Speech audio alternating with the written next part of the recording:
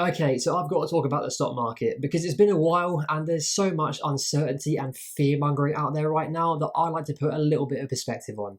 Let's go. Hey everyone, it's Lewis back again with another video, and today I'm addressing the state of the stock market and, more importantly, just how long will this bear market last? Of course, before we get into all of that, I'm still a very new channel here on YouTube and would really appreciate it if you've somehow stumbled across this video to give it a thumbs up. If you're interested in making your money go a little further than the overwhelming majority out there, consider subscribing to the channel and you might just do that. Okay, so as we all know, the stock market is in a bear market. That is a little too simple to say because there isn't just one overall stock market for the entire world, but that's a whole other video in itself. But for those of you who don't know what it is, a bear market is defined as a downturn of a stock market of 20% or more from its recent highs. We hit those highs in January of 2022. Since then, the S&P 500 has been down over 20% and the tech-heavy Nasdaq down almost 30%. So naturally, with seeing all of this downward turns, the emotions in us see red and think panic, sell, sell, sell. Because that's what all of the experts on Wall Street and in the media are selling to you, because fear sells. I'll stop saying sell now because that's exactly what I don't want you to do. But that is one of my points in this video. You've got to stop investing on sentiment and emotion, and especially with what the news is saying. Benjamin Graham, who was Warren Buffett's mentor, put it best in his book, The Intelligent Investor, which is what I'm currently reading right now, and it is phenomenal. He called the stock market Mr. Market, as if it were a real person. And that person would quite frankly be a manic depressive. You wouldn't listen to a real life person that said one day, "Yo, mate, get out of the stock market while you still can. JP Chase's earnings are disgusting. You've got to just sell everything, sell everything. Get out while you still can." Only for them to literally say the very next day, "Hey man, you know what? Forget what I said yesterday. It's all good. JP Chase is great. Stocks are great. Keep buying them. Let's go. I'm chilled. And then that horrible cycle continues. And of course, to mix in with all of this emotional investing, you surround yourself with that confirmation bias that we all love so much these days. Now, confirmation bias is your brain literally searching on Google or social media for others that are saying exactly what you are saying to confirm that what you're feeling is true, even if it necessarily isn't. So if you think that the stock market is never going to recover from this bear market, you'll start to Google search questions like, are we going to ever recover? What if the stock market never goes up again? Should I sell my investments? And then the more you read on that kind of stuff, like the scribblings of a madman on Reddit or some equally mental person on CNBC, this will confirm your thoughts and you'll end up selling. Only to look at the stock market again the very next day and see that it's up about 4 to 5%.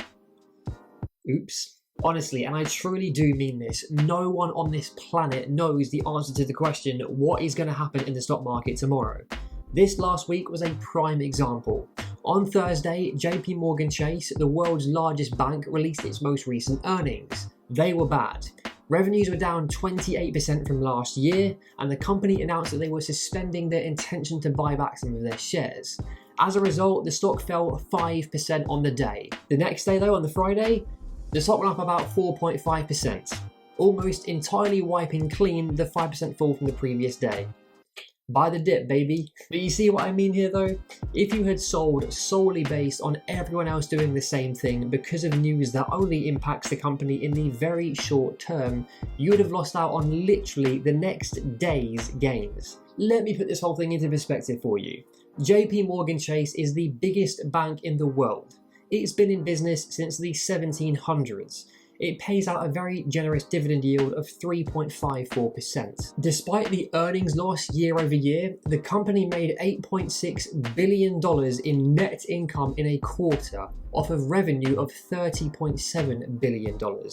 If you sold the stock just because Mr. Market was telling you to, chances are you shouldn't be buying individual stocks. This is exactly why I know I'm going to be a better investor than the majority out there. I take this emotion completely out of the equation. I base my buys solely on numbers and facts, and what I know, of course, within my circle of competence. I don't go chasing a quick buck on Peloton because for some reason people thought that we'd never make it out of the pandemic and never go outside ever again. That turned out well for investors. Market downturns present amazing buying opportunities for quality businesses like JP Morgan Chase that have been around for generations. Buying a stock is buying a business. If you bought a business in the real world, would you look to sell it on the next week to make a quick buck? Of course you wouldn't. This isn't house flipping. When you buy Apple, you own Apple. This isn't a lottery ticket. Any stock that I buy, I will hold for decades. And that's actually the same with any ETF or index fund for that matter as well. So then also, no one on this planet knows the answer to the question in the title of this video. How long will this bear market last? The bear market of the Great Depression of the 1920s lasted approximately 3 years. The bear market of 2020 barely lasted for 30 days. However, we can base some kind of an answer based off of this history and the averages of previous bear markets. But seriously and honestly, it's not something to take entirely at face value. So according to Investopedia, between April 1947 and April 2022, there have been 14 bear markets. These have ranged in length from 1 month to 1.7 years. So there's your answer based on recent history, to at least prepare you for what is ahead in the short term. This is what I'm telling myself, to prepare for this market downturn to last a maximum of 1.7 years. If it's more than that, fine, I'll stay invested and keep investing more on a consistent basis. Because if I sold, that would be the worst decision that I could possibly make myself financially. Why?